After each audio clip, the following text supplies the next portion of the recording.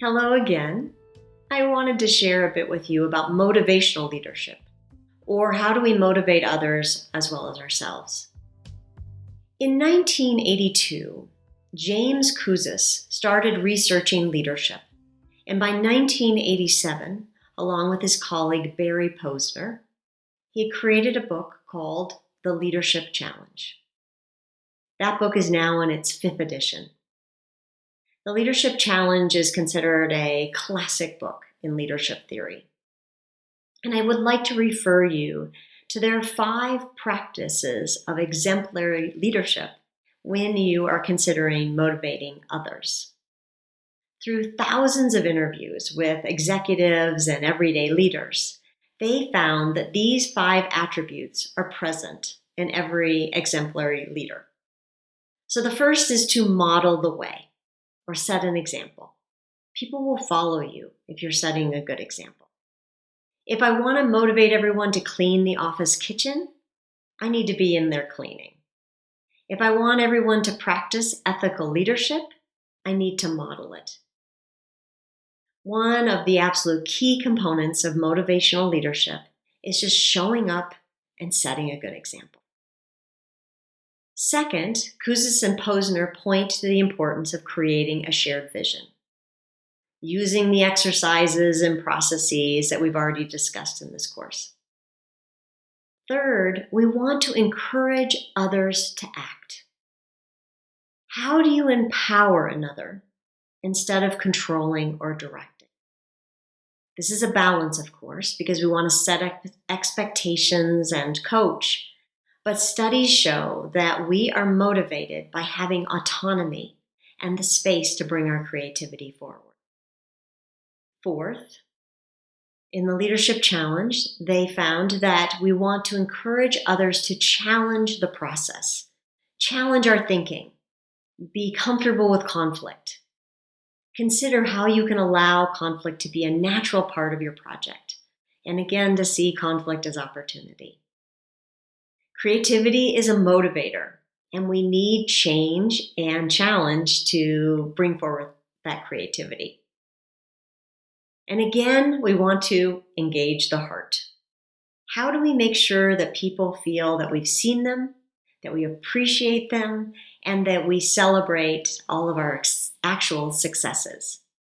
I pass along Kouzes and Posner's work, and I hope you will avail yourself of some of their research. Our job as motivational leaders is twofold. One, we want to build a team and their skills. And then 2, when it's time to perform, we want to inspire and cheer them on. When I wish to motivate others to get things done, I remember my daughter's college track coach that you see here. First, he built a capable, strong team, and he set clear expectations. Then he was there to support them as they performed. He reminded them of their shared vision, placed them in positions that matched their strengths and interests, and then heartily cheered them on. I want to give you 5 motivational leadership practices based in research. The first is from entrepreneur Margaret Heffernan, as well as others, that remind us that a strong team is a powerful starting point. We want to keep in mind both the people and what needs to get done. In this course, we've been calling that engaging the head and the heart, or focusing on task and relationship. But how can you help your team to get to know one another, whether it's around a coffee pot or over a meal, or just time each week where you foster relationships? How can you also support each team member?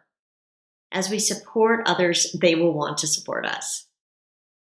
Next, motivational leadership research shows that we are most motivated to work on things where we have passion and innate strengths. If, as the leader, you know I love to present or I love visioning, you want to use those skills and passion. This is an area of research called strengths-based leadership. Simply notice what I love as your team member, notice what I get excited about, and then place me in that particular role.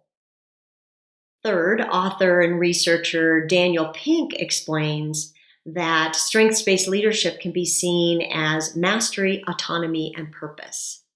We want to think about skills that people want to master or mastery. 2, we want to give people as much autonomy or independence as possible, and we'll place them on projects where they have passion or a sense of purpose. Fourth, this comes from the research of Dan and Chip Heath. They say that we want to motivate people with a vision, but they need to first fully understand the vision. Sometimes it's hard for us to visualize the future that our leader is describing, and so we need to find ways to demonstrate it. For example, if my company was wasting $1,000 a day on paper, printing paper, instead of scanning documents, you might bring in $1,001 bills and place them on the table, or all of the wasted paper in a day. And fifth of these 5 practices, we have already talked about the importance when leading change to celebrate successes. But it's important to note we do not want to celebrate until the actual accomplishment has occurred. There's important brain research around this. Because if we celebrate prematurely, people lose motivation. I want to encourage you to consider what you are doing daily to motivate others. As artist John Ruskin summarizes so well around this topic, in order that people may be happy in their work, these 3 things are needed. They must be fit for it. They must not do too much of it. And they must have a sense of success in it.